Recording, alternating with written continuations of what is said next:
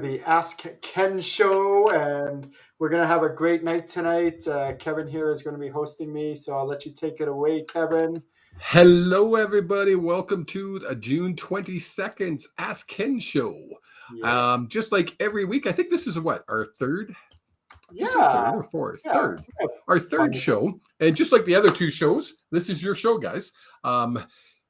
If you have a question, get into the chat. Drop your question into the chat. Ken doesn't just answer the questions off the top of his head. Ken actually goes and channels them and gives us the answer as best he can from the messages that he gets or the answers he gets when he re-asks the question. No questions off limits. We'll pick and choose. If we get too many, a lot of times we don't get to all the questions, obviously, because a lot of times there's a bunch of questions in there. When you log on, and if you could say hello to us and tell us where you're from, we'll give your hometown a shout out. Arthur Matute. I hope I'm saying that name right, Arthur. Where are you from, Arthur? He says, I finally made it. So Yeah. I guess he's tried to log on the first two nights. So everyone who's watching, the way that this works, the Ask Ken show, is you just go ahead and ask questions in the chat. Kevin's going to look at them. So my name's Ken of channelinginc.com. I train people for a living on how to channel. This is what I do full time. So you can ask anything to do with spirituality, anything to do with any kind of spiritual topics, but just ask it in the chat. So this is a participatory kind of Q&A, if you want to say it that way, Q&A kind of question and answer. So I'll go ahead and Kevin will ask me the questions. And then while I'm answering, Kevin's going to queue up the next one. But we need your participation. So let's have a good night tonight. Let's have fun.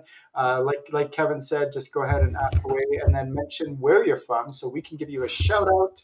And I'll let you go ahead, Kevin. I can't see where this, it just comes up as Facebook user for me from Edmonton, Alberta. I don't know, Ken, can you see the chat? Are you able to see a name? It doesn't say the name, so... just Facebook user from Edmonton, Alberta. Well, and we have Maddie Noise, I hope I'm saying that right, from Wiona, Minnesota. Yeah. I think I know that. I think I know that young lady. Yeah, and good. Arthur says, my forehead is tingling. Ooh. That is a good thing, Arthur. Whenever Ken and we chat quite often, obviously, and anytime we chat, I'm like, oh gosh, I got goosebumps on my. So let's make this our first question. What could this mean? Yes. Like oftentimes, I'm checking in on for Arthur, like him specifically, and actually, what's happening right now is he's actually increasing his connection as we're speaking. Like he's like actually channeling, like his channeling connections are actually expanding. I can that's awesome. feel it and see it. Like it just gives me goosebumps just talking about it. I love it. That is awesome. Yeah, sometimes it's our spirit guides and other things like that, and sometimes it's actually ourselves. And in this case, it's actually, so we're not just like kind of like our body has all these different organs that do different functions. Well, that's our 3D components, but we also have a whole bunch of non-physical components that make us up as like non-spiritual or non-physical that are spiritual components. So in this case, for him, it's actually opening up his spiritual channels, which is really cool. That is very, very cool. Yeah. Very cool. It's, connecting through his higher self. And I keep getting like his third eye and crown chakra and as a bit of his throat, but more up here, which is really awesome. So he says, it doesn't always happen, but it does when I stay watching. So that's cool. Yeah. Jackie Turner is tuning in. I know Jackie's just down the road from me, so she's in a beautiful Airdrie, Alberta. Just outside of Calgary. Ken didn't mention he's from Canmore, Alberta. Yes. Yes. Just an hour-ish west of Calgary. So if you look on a map and you find Calgary, Alberta, Canada, and you go west, I am right in the Rocky Mountains of Canada. There's big, huge mountains everywhere. It's beautiful landscape. And I'm doing a Spirituality is Fun Expo out here on July 2nd. So everyone who... people from BC, Saskatchewan, Alberta, even the United States coming in, and it's going to be a blast. That's awesome. Forward to it. So anybody's welcome. You want to make it be fun. Here, July 2nd, Canada Day long weekend. Natasha Willoughby says, "Hey guys," and of Oh, course, hey. Natasha's from beautiful Airdrie, Alberta, as well. We got a whole contingent from Airdrie, Alberta, the most spiritual place on earth, I'll say. Oh, we have someone from Lethbridge, Alberta. Oh, Yeah, I missed Shelley. Sorry, Shelley from I see her. Lethbridge. I got her back. I There got her you back. go. You got her. You got her. So what kind of So questions would everyone like to hear? If you're just tuning in, please type in what kind of spiritual questions would you want to know? Anything like about your spirit family, the way that soul families work, any kind of spiritual questions. So go ahead and ask in. Just type in the chat there, and Kevin's going to ask me those questions, and then we'll go into detail. We'll have tons of fun with it. By the way, my slogan is spirituality is meant to be fun. The reason that yes, this is my slogan is because I don't know about you, but some people take this stuff way too serious. And don't get me wrong, there's a time and place. We need to do our healing and clearing, and that's that kind of sucky work, but it's necessary. But if overall, in general, we can make this stuff fun and and have this is what really it's supposed to be. This is what it's yeah, supposed to be. The energy you feel from Ken and I, that's what it's supposed to be. It's not supposed to be all doom and gloom. That's not it. It's this. actually, you want to know something really cool? Not a lot of people know this. I've been a healer for a long, long time, like way back in the early 2000s. I've been doing healing work and I have tons of training and all that. And what a lot of healers or people in general don't realize is that there's actually a lot of healing and fun. There's a Oh, lot of yes. healing and joy. Laughter. There's a lot, yeah. So if you actually go to like the hospitals, some of the hospitals they'll have like clowns and other comedians or Yes. whatever come in for the patients, and they've actually proven this. The patients that attend those uh, comedian activities and fun activities, they actually their recovery goes a lot quicker than the ones that don't, because what's it doing to your physical body physiologically? It's actually helping to heal you, and again, not just on a physical but a spiritual level, a soul level, and all those other aspects. Like wow, like so what if we included this in our spiritual journey and making spirituality fun? Like how cool would that Oh, be? And so that's why exactly. I do what I do, and I try to do it as much as possible within reason, in an upbeat, have fun kind of way, so that it's actually healing, and it's just such a much better way to live. Here's a great question that I've often wondered, and it's right along those same lines. How do we protect ourselves from if we're having a great day and it's really good, but there's that negative, you can feel someone's negative energy coming in at you. How can you protect yourself from that? Yeah, you go hide in a cave, you go really deep, and all the rocks around you will protect you. No, no. So obviously, if we're in the middle of a work day and we can't just say, sorry, boss, I'm feeling kind of vulnerable right now, so I'm just going to leave work at 2 o'clock. Then probably won't be happy with that. So It's Friday um, at 2 o'clock. Gotta I go. have a couple point of views on protection. So, in my early days of my spiritual journey and my channeling and developing all that, I used to always go around like, I need to protect myself before I do this. I need to protect myself. I got to put protection around this, protection around that, protection around myself. And I was always living in that kind of fear based. Like I'm always worried about it. And don't get me wrong, there was a time and place when I do agree that that is necessary. However, what I've found after I've kind of gone through that about 10 to 15 years later, going through it, I've actually found that the bulk of the time I don't need to have to worry about that, but there's a reason for this. And the reason is because what I do along the way, and what I really encourage for my clients and my students to do along the way, is keep doing your healing and clearing. And what I do in my one on one sessions and oftentimes in my groups is I'll actually do spiritual upgrades at the same time. So the reason why I say healing and clearing is because you want to be a clear vessel. So oftentimes what happens is when something outside of us comes into us, if this is like all gunked up and contaminated and gunky and all that, then the outside energies will come into us, but part of it will actually cling to us, so it's kind of clingy, right? And so if we do our healing and clearing, then the energy could come in and it flows through us, but it doesn't get stuck. So that's why I really emphasize the healing and clearing. And then the other thing that I've noticed is that what's really important is to have the spiritual upgrades along the way. So the enhancements, the attunements, the activations, because what that does is it keeps building our protection, our protective fields that are naturally in place, things like our auric field and other protection systems. And it helps us to be more resilient against any of those kind of external attacks. So that's probably the best way long term to do it. In the interim, what you can do is something that I've created called the expulsion command, which is you can expel anything that is not in your highest and greatest good. Now, you don't need to do this 10 or 15 times a day. That's ridiculous. But like I might need to do it once or twice a month for me, if that. And I do channeling all day, every day. But overall, like people have this kind of this fear thing that, oh, if I learn channeling, I'm going to open myself up to something bad. I'm like, no, no, you're not. You're already channeling. Things that are not of the light might be able to affect you even now. So why not learn what's going on in the spirit world, in the spirit realm, so that if something does come across your path that is not of the light and not in your highest and greatest interest, I will teach you the tools on how to deal with it, set boundaries with it so it can't affect you anymore, and get rid of it, and actually, do things that are going to keep you safe. Because I wish, in the ideal world that, oh, everything is just love and light and happy and joy. And unfortunately, there is some things that are not of the light. And so why not learn what they are? So when you do notice, you don't go out looking for it, but when they do come across your path, or they're in your vicinity and they are affecting you or someone else detrimentally, then you have the tools and you know what to do with it and how to deal with it. Makes total sense. That's my short answer, by the way. That was a short answer. Natasha has a great question, and I ran into this personally all the time. Why is it sometimes you can channel your guides very clearly, and other days it is very difficult to channel them? That's a wonderful question. There's actually multiple possibilities, and sometimes it's many of those reasons.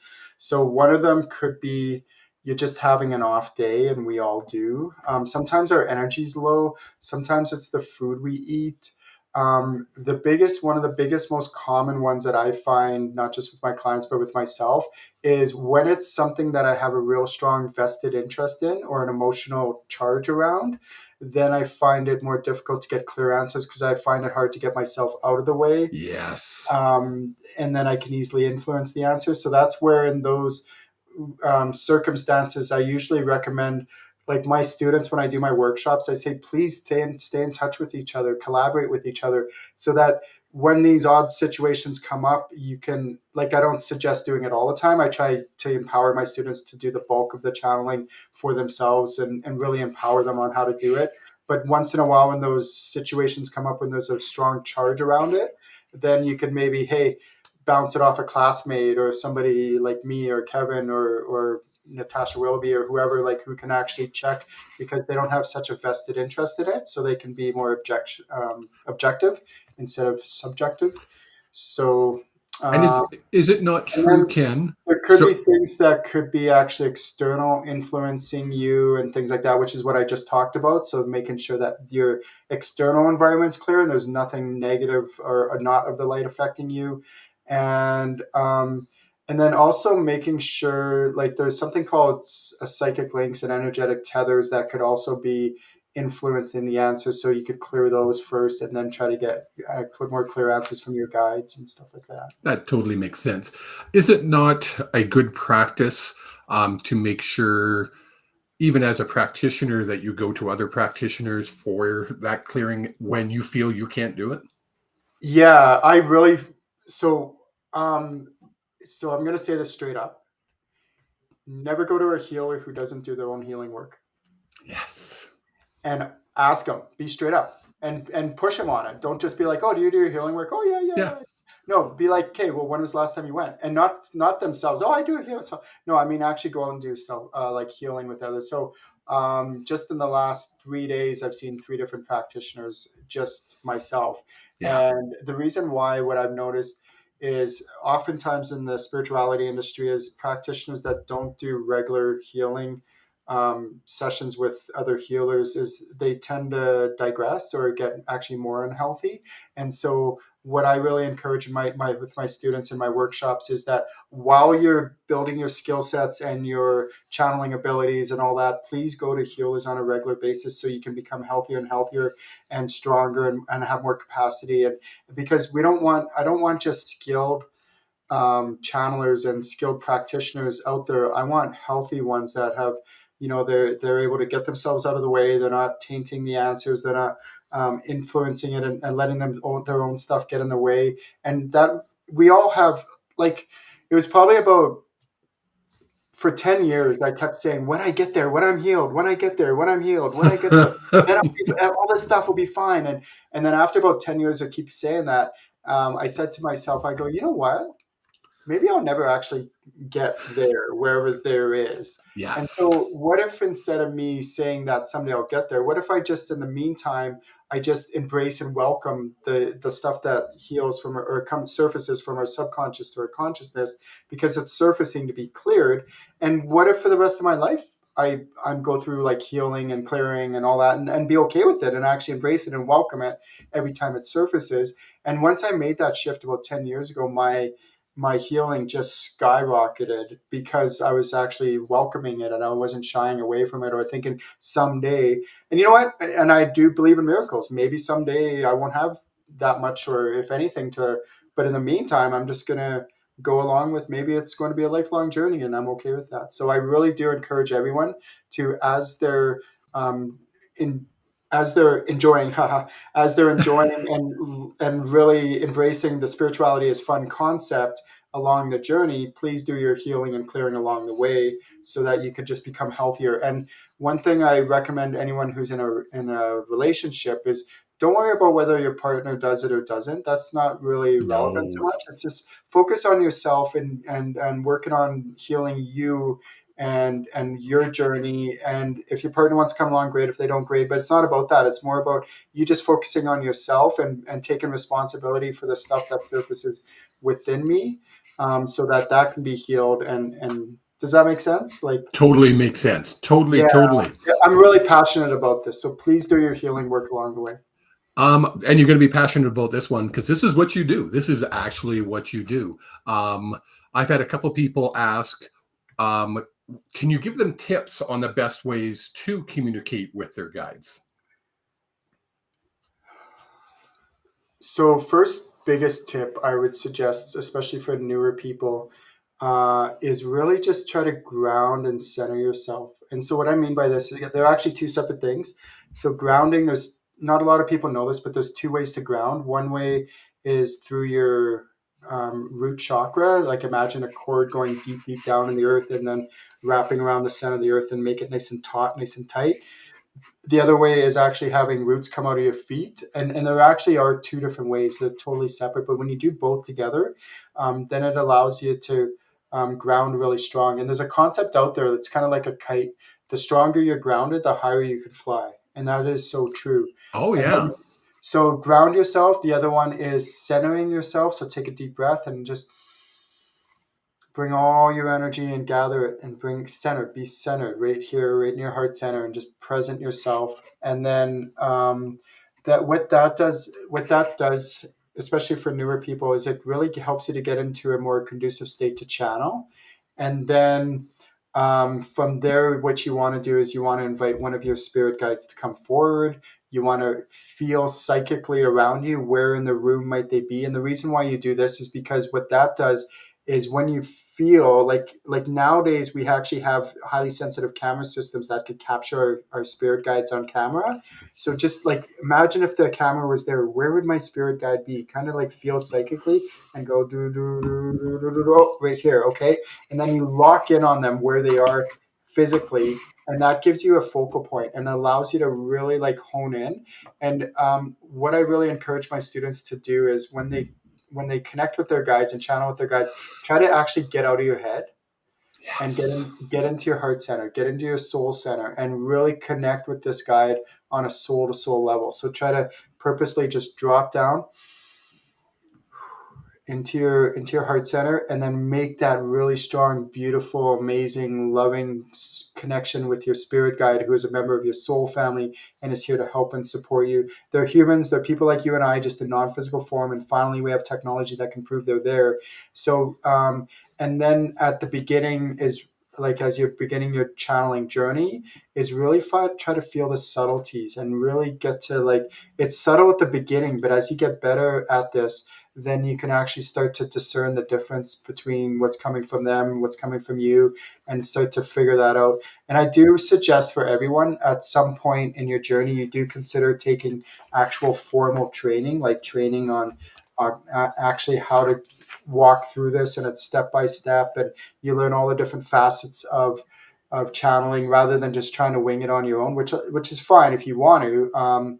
But if you really want to accelerate your learning curve and you want to do it quick and fast in a good, healthy way, I do suggest like formal training and making sure you're doing it in a safe way as well. And I will kind of touch on that because Ken knows exactly what I'm going to say. I did exactly what Ken said to, and I took formal training. Ken is a teacher. He's probably one of, and I'm not just saying this because he's here, he's one of the best teachers I have ever had the privilege of being in a classroom with. And it was over Zoom, and I thought, oh, I'm going to fall asleep. 8 hours of someone talking on Zoom. No, it's very, very interactive.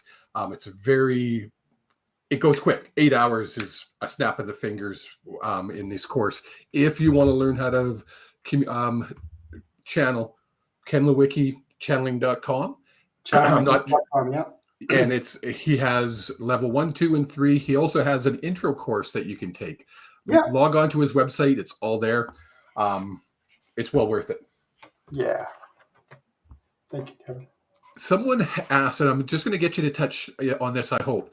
Can you talk about the difference between religion and spirituality? Yeah. So I get a lot of people from all sorts of demographics, cultures, backgrounds, ethnic groups from all over the world, literally like India, South America, Central America, Europe, Asia, you name it, Middle East. Every single culture you can imagine. What's really cool about what I do is it doesn't matter what the culture is or what their religious beliefs are, because when I actually have them channel their spirit guides, they're like, oh my goodness. Like, and what's really cool is on a soul level, even if we don't know it consciously, on a soul level, we know that what we're experiencing when we start to first channel our spirit guides is real. Like, it's not something that's made up, and it transcends any kind of religion, any kind of cultural beliefs, any kind of biblical stuff that's been written about, and it doesn't matter whether it's Bible or Quran or any other religious text or culture or whatever. It transcends all that, because on a soul level, we know that what we're feeling is truth. What we're actually experiencing is truth, and we know this because when we die and we cross over to the astral realm, we are soul form. And then when we incarnate, we can incarnate in a culture anywhere on the planet. And during that incarnation, we might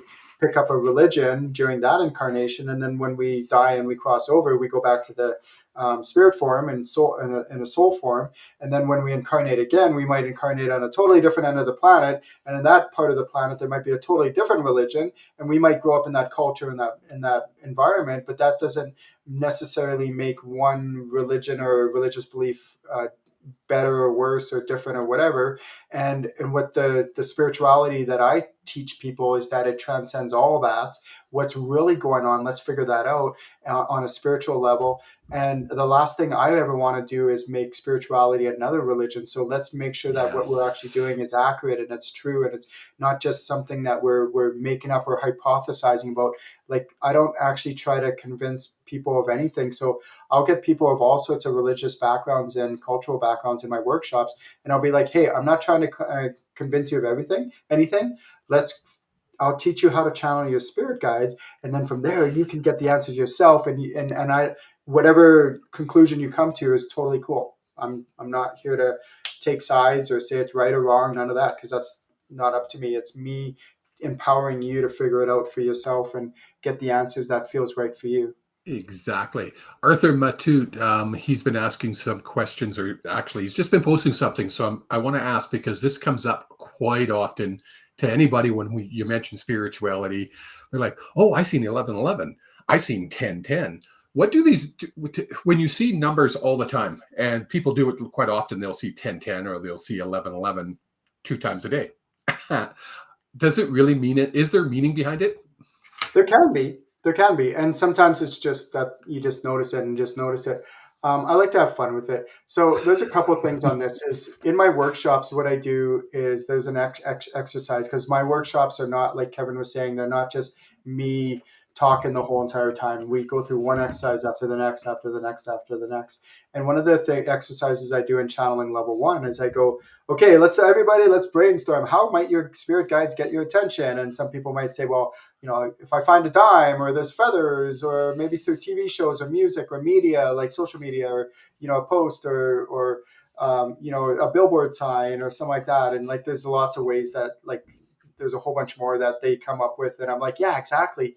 And then I say to them, I say, okay, you're not going to make it up from this point forward. What have I just done? I've just taught you how to channel your guides. So if you see a feather, in a park, is that actually like a sign from your spirit guides?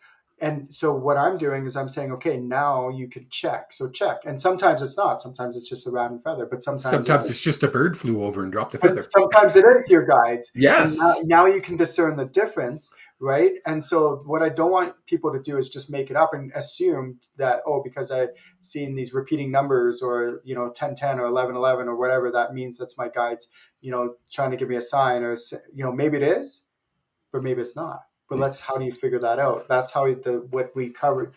We actually cover that topic in the training, so that you're not just making it up. And I tell my students this. Are you ready for this?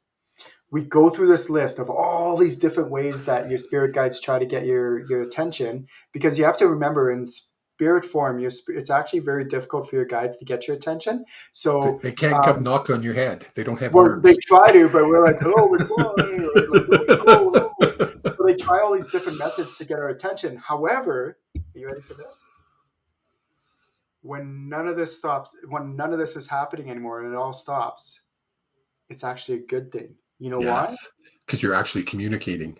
That's right, because they don't need to use all these other methods to try to get your attention, because you're already connecting with them and following their Oh guidance and all gosh, that. So, yes. right, they don't have to try to go, oh, what kind of song could I do? I need to, make it so it comes on the radio at that right time, or that they look over here to see the clock changes 11:11, or whatever, because you're already connected. So just keep that in mind, that as you keep practicing your channeling, it's actually a good thing when those things fade away. It So. is. Excuse my voice. Somebody's asking, when we die, I'm going to rephrase the question for him. When we die, and I don't like the word die. When our soul crosses over, where do we go? We go to the astral realm. The astral Okay. realm. So I've kind of already said it. I'll say it a different way. Is that um, so some people believe in reincarnation, some people don't. I found it to be true that it is actually a thing. And so what happens is, when we die or we cross over, or transition, whatever wording you want to use, we actually transition to spirit form in the astral realm. And the astral realm is where our soul family resides. And that's where we hang out when we're not incarnated. And there's actually an exercise I do in my channeling level 2 workshop, where I actually have my students, with their spirit guide. The spirit guide will give them a tour of the astral realm to see all the different parts of it. It's really beautiful. It's fabulous. Like, it has all these different parts of it. And I could go into detail, like, there's lots. And so what happens is, we reside there until we're ready to incarnate again. And some people who don't believe in reincarnation, what I've purposely done is, in my channeling level 1, is I will take them through a past life regression, where they've actually lived a past life on this planet, where, like, a different lifetime. And they're like, oh my goodness, I have had past lives. That is so cool. Rather than just talk about it, I actually have them experience it. So, and one Yes. of the biggest reasons I do this is because, um, a lot of people, they fear death, but it's not really necessary to fear it. So depending on the cultures, like some cultures around the world, which I really like this, they actually celebrate when somebody dies and they transition, because it's like a celebration of life, and they know that they're not dead, they're just transitioning. And but in a lot of the Western cultures or European cultures and things like that, there's actually, they think like death is a bad thing and horrible and tragic and all this other stuff. And on a soul level, it's like, no, I'm fine. Like, I'm going back to the astral realm because my soul Going family. home. Going Yeah, and home. I'm going to come back again, probably, most likely.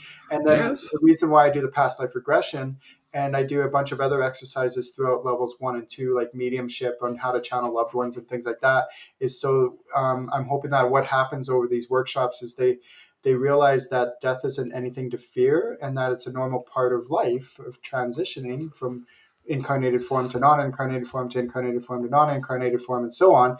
And that it actually helps them to be healthier around it, not just for themselves, but also to support the loved ones that might still have the old dogma belief that death is a negative or bad thing.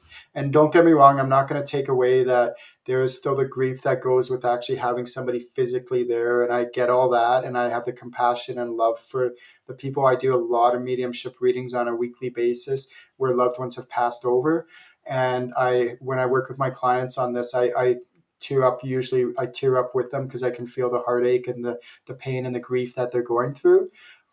Just to know, though, that they're not dead and they are still alive. And that's where we go when we die and we cross over as the astral realm. My guides, just to touch on that, my guides gave me a great one line to say, we should celebrate death, but not encourage it. And it was like, that just was like, oh, yeah. That would be a good bumper sticker. Yes, there you go. Sorry, I'm going to go back. I have to scroll up because we're getting a lot of comments. Somebody had a dream last night that they were stealing. Are dreams always a signal, or do they have hidden meanings to dreams? The first thing that came to my mind is that what's that song where I got caught stealing once. Anyways, the guy's going I'm way older than you, Ken. I don't the guy's know that going through the song. grocery store and he's putting stuff in his. Anyway, so yeah, so it was actually in channeling level 3. I talk about what's called dream interpretation. And now I'm gonna hear me when I say this. Sometimes a dream is just a dream. Sometimes a dream is you working through stuff, and it does have meaning. And I do recommend my students have like a notepad and a pen and paper and a notepad by their nightstand so they could jot down some bullet points, especially their feelings and emotions. Like really, like don't just jot down the intellectual of what happened, but actually try to like go into the how did I feel in That's a this good moment? How point. did I feel in that moment? And really draw out the feelings, because oftentimes that's stuff that we're working through. Another thing that could happen is what's called dream walking. So dream walking and astral traveling are really the same thing. One, astral traveling is when you're awake and you lay down on the ground and you allow your body, your etheric body or non-physical body, to separate from your physical body, and then you could actually go traveling around in the what I call the earth plane, this plane, and then or the so in the earth plane, you can actually go traveling around while you're still awake. And then whenever it's totally safe, as long as you stay in the light and all that stuff, it's fine. And I do encourage my students to give it a shot and try it. And so what dream walking is, it's the same thing, but you're doing it while you're in a dream state. That's all. But Yes. it's really the same thing. And so those three things, like sometimes a dream is just a dream and it has no meaning. Sometimes a dream is you working through it, so it's your own stuff. And sometimes it could be actually dream walking. And during a dream walk, can you actually have a conversation with a family member or a loved one or anybody who has Yeah. crossed over? Yeah.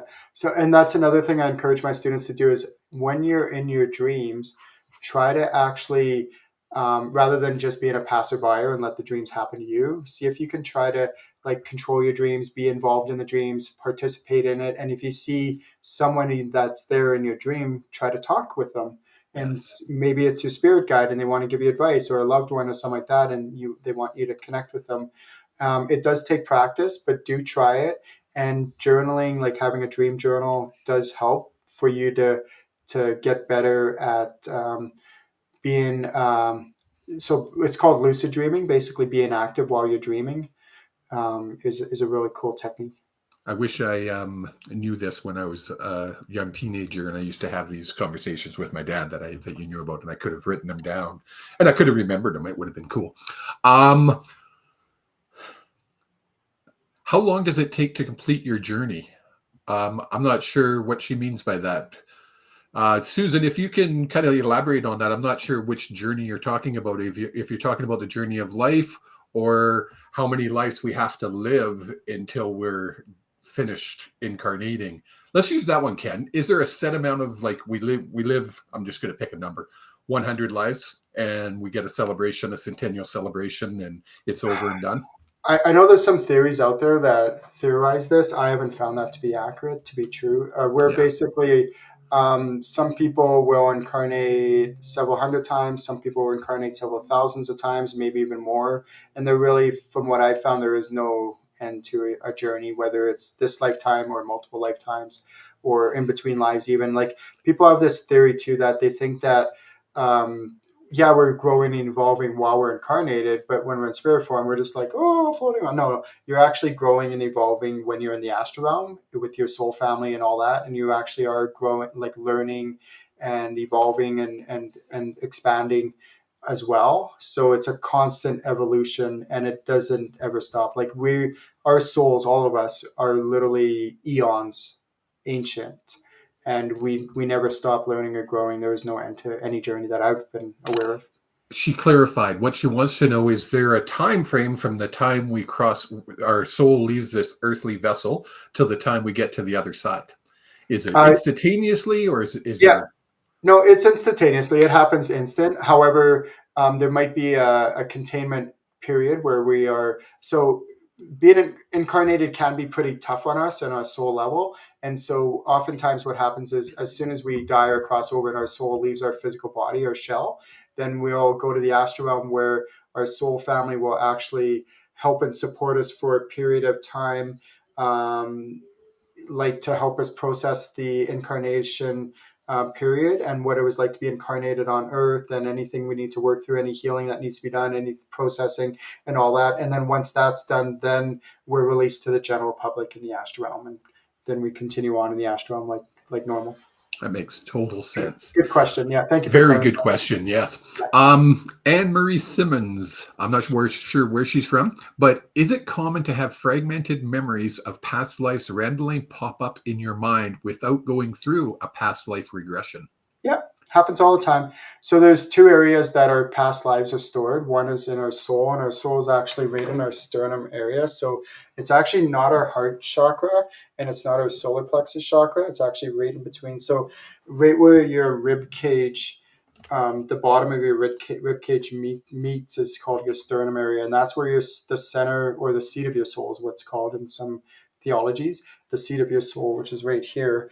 And so that's the epicenter of your soul and where it resides. So when I take my students through past life regressions, that's where I get them to focus on and have them real like your soul is there. It always has the memories accessible.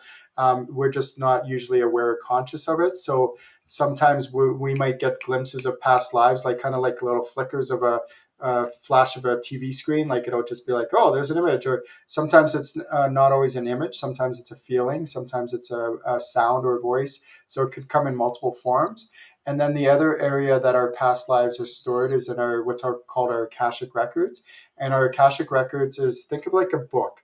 And in this book, there's anything and everything you've ever experienced, felt, any circumstance, situation is all written in this book. It's called like the Book of Life, but it's not just the book from this lifetime, it's from all lifetimes. And it's not just one book, it's a whole library of books.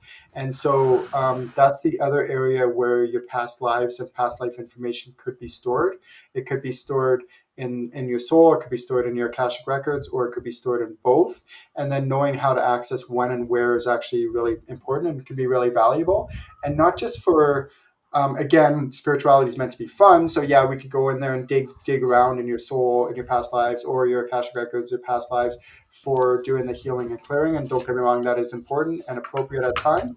But why not also, when it's appropriate, to go in there and bring and retrieve good, fun, positive things from those past lives into this present one and embody those and bring it into this present lifetime that you have right now? How cool is that? Yes. So we've mentioned a soul a bunch of times tonight. Like almost every question you had mentioned soul. For a lot of the people who are listening, they hear the word soul, but it's like, what's a soul? Like, I don't understand. Like, it is it invisible? Is it visible? What is a soul? The soul is actually the most important component that makes us up as a human. So it is, if you think of like, you know how cryogenics, that scientists think that, oh, if I freeze if I freeze, so people pay for this. and the theory is that if I freeze my body, that someday in the future, maybe 100 years ago, 100 years from now, 1,000 years from now, they will be able to bring my body back to life. And I'm not saying that's not possible. I do think it will be possible at some point. However, the part that I think that scientists are going to really struggle with is that, yeah, they might be able to bring the physical container back to life, but how are they actually going to bring the soul back into that body, especially if that soul is busy in the astral realm, or if that soul is incarnated in someone else in a different like part of the planet and is incarnated somewhere else on, right? Like, how are they going to figure that part out? And I think that's going to be the part that they're going to struggle with the most and try to like be baffled about. Okay, we can bring the body back, but what about the soul? And the reason I bring up this example is because our soul is literally the most important component. So if our soul left our body right now, our container would just collapse and we would just be there. And you've seen this happen with people in a coma. And then, and I'm not saying there's certain situations where people are in a coma, but the soul is still there. And then maybe a few months or years later, that person comes out of the coma and then they're alive. It's because their soul never actually did leave. However, there are certain times when the soul is long gone, and the only thing keeping the body, physical body, alive is the machines that are able to do that. But the soul's not coming back. It's like, no, I'm out of here, and it's hanging on the astral realm.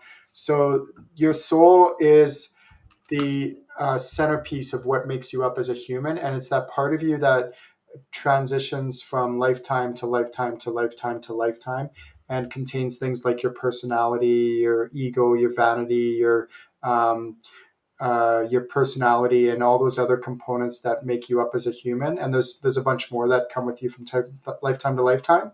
So it's actually a really cool topic, It and your is. soul is the epicenter of all that. You could spend a whole hour talking about that, I think, because there's all And kinds of questions came up when you had said that. yeah, and we do go into way more depth in that in the workshops on what a Yes. soul really is. And then So I actually get can people a to soul know and leave a identify body? different types of souls, which is Can a neat. soul leave a body and come back? Yeah, Yeah. yeah. Yeah. A soul can leave a body and come back. It can. Yeah. Yeah, Because yeah. Okay. yeah. Um, Susan, when we don't during the Ask Ken show, we don't ask specifics, but I'm going to kind of rephrase your questions. So you can spirit guides give advice to people on their business? Yeah, great question. So, my experience has been training thousands of people over the years is that most people have between 3 to 5 spirit guides during any one season of their life.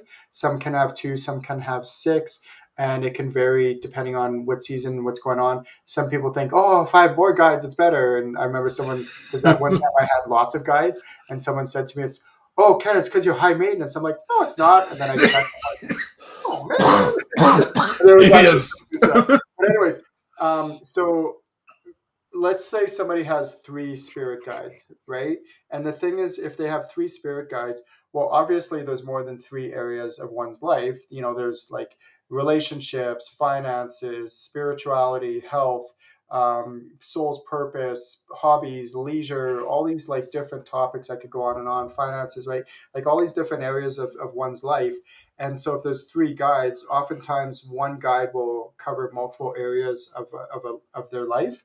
And also, let's say, for example, a job or a career or a business or whatever, oftentimes you'll have 2 guides responsible for that. So let's say, for example, at your job, you're having troubles at your job. So you might invite your career guide to come in to help you with your work, your job situation. But you might also have your relationship guide who comes in because obviously at your job you have relationship stuff going on. So that the two guides in this example will actually coincide and collaborate to help you figure out like where do I go with my job situation, or what do I do in my business situation, and what would be the best trajectory or action that I need to take in order for my business to prosper, or whatever area of your life to prosper.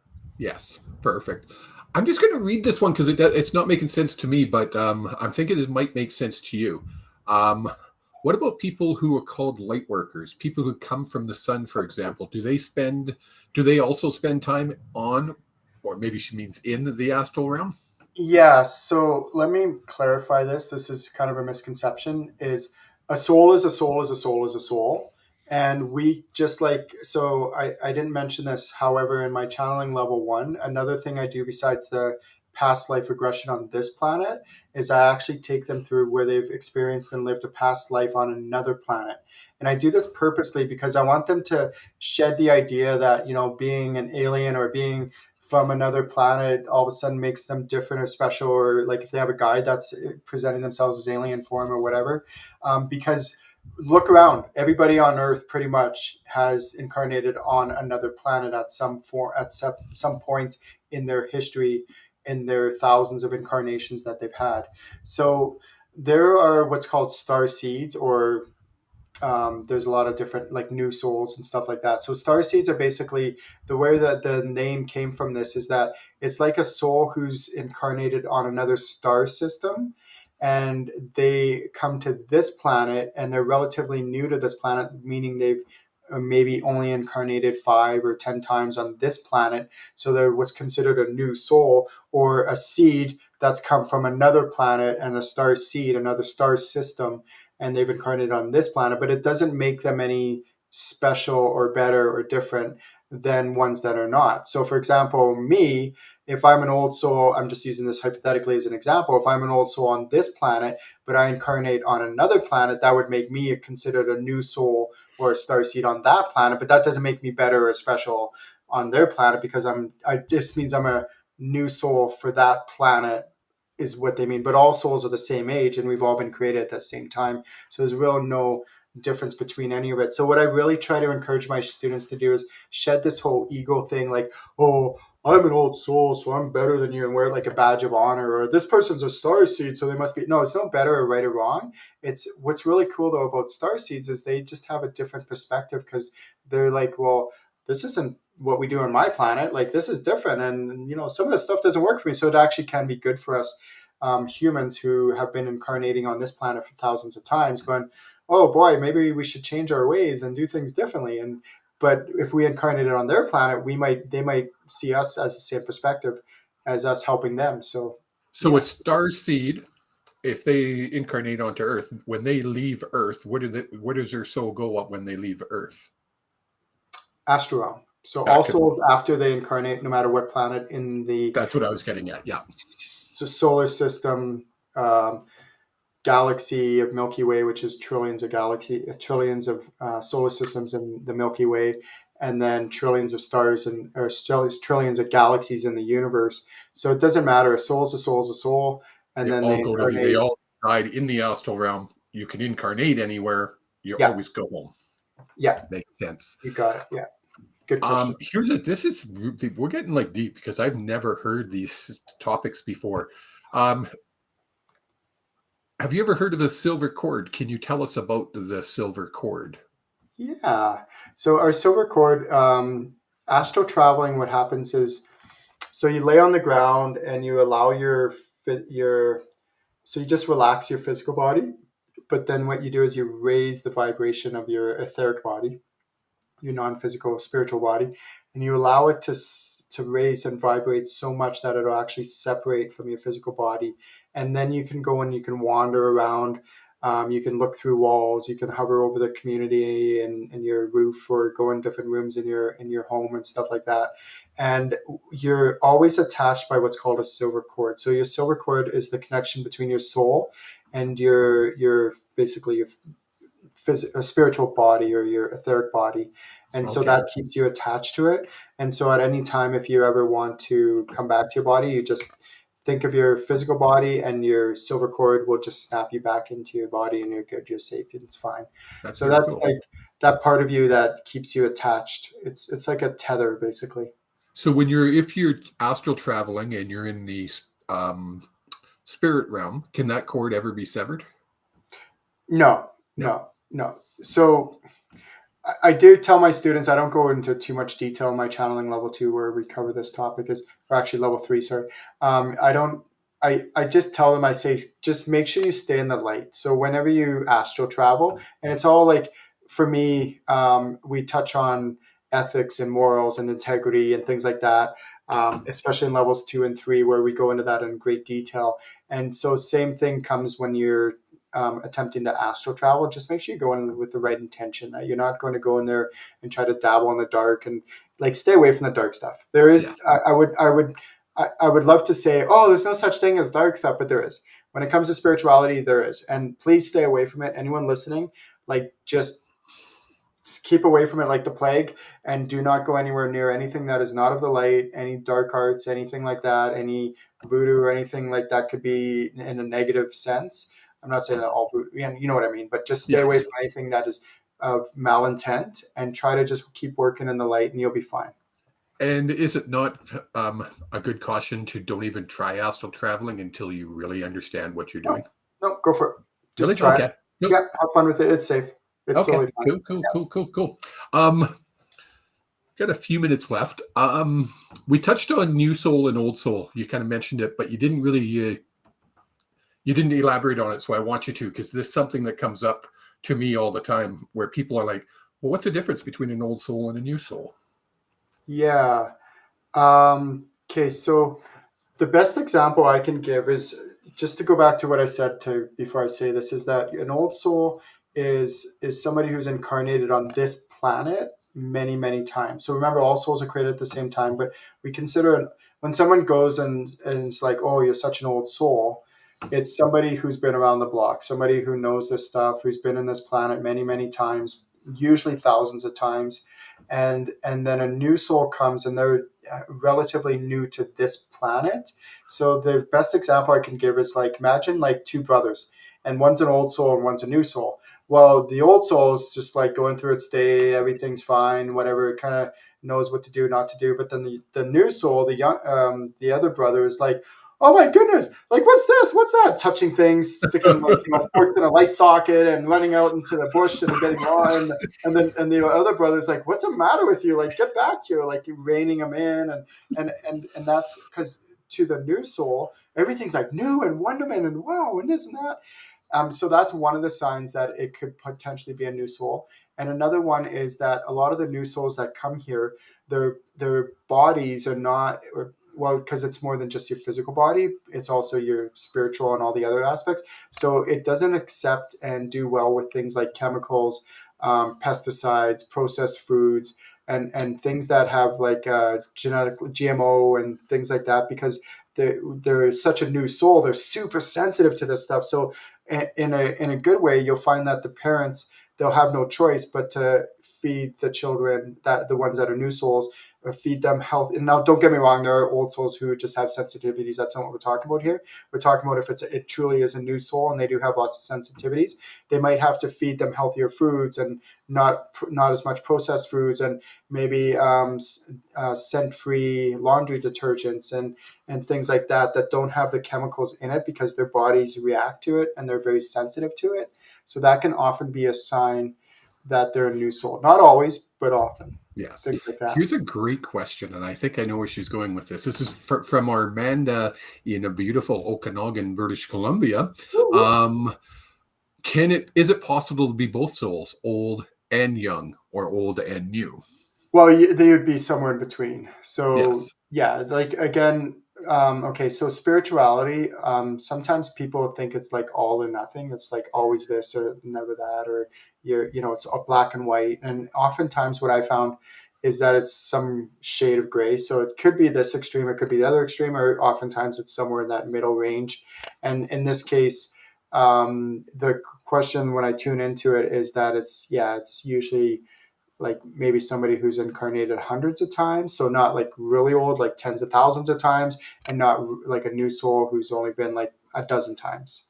So So, if someone incarnated on Earth 1,000 times, but then on that 1,001th time they go to another planet, are they considered a new soul in that other planet? yeah, if it's so, let me use myself as an example. So I've incarnated on Siri. So not on the star, but the planet that goes around the star, Sirius. When you look up in the sky, and Palladian and a few other ones that I've incarnated on. I've incarnated on those planets several thousands of times. So for the star system, Sirius, I'm actually would still be considered an old soul on that planet. Whereas on like Palladian, I would actually be considered a relatively new soul still, because Yes. that one I just haven't incarnated quite as much. is an example, and then Earth like quite a few times as well. So again, I just get away from who cares if it's a new soul, old soul. It's not really. It's more about seeing everyone as beautiful, amazing souls, and there's no hierarchy thing or one greater than the other. Yeah, So, with just wrapping up here, if people want to delve into this and go deeper, what's the best way that they can get in touch with Mr. Lewicki? please, please, please go ahead and private message me. Don't be shy. I make myself available to my students. Feel free to go to my channelinginc.com website, channelinginc.com, and just go ahead and go straight register. You can book a one-on-one session with me. You can go straight into my workshops. This is my level 1 certification workshop, and that's where you'll receive the bulk of the training is in the level 1. So if you can, just jump right in and go into the next one, and you'll get 14 hours of training, and it's probably the most comprehensive channeling training out there in the world. Like, it is super comprehensive, and like I said earlier, it's not just me talking the whole time. It's actually experiential teaching where you'll actually be going from one exercise to the next, to the next, to the next. So my whole goal is to empower my students so that they can channel without me, and eventually get to a point where you can even do greater things and stand on my shoulders and do more, even more amazing things than me with what I've taught you. And I want that, because it's not about me. It's about making a good, positive difference in this world. And you're going to be able to touch people that I might not be able to. So let's just go out there and learn these skills and bless the world. And my mission statement is to make this world a better place by teaching people how to channel. That is awesome. And your next level 1, when is it coming up? Yeah, so it's July 9th and 10th. Anyone want to tune into that? Yeah, July so 9th and 10th. yeah, And they can go to channelinginc.com to sign up for that. yeah. It's gonna be a full class. I have a feeling that you're gonna have a lot of students. But the weekend before that, if you're in the Calgary area, anywhere in the Alberta area, where should they head, Mr. Lewicki? Yeah, so either you can go to my website for the Spirituality is Fun Expo if you want to come out on the Canada Day long weekend, and you'll see the link there. You click there, there's an Eventbrite. You just go ahead, and it's only $10, and you get speakers, readers, psychics, mediums, belly dancers. It's going to be fun. It's going to be a blast. Food trucks, you name it. Like, just come out and enjoy that weekend in Canmore, Let's wherever touch you're from. base on the, you say readers, like sorry, or speakers, and you just kind of glossed over it.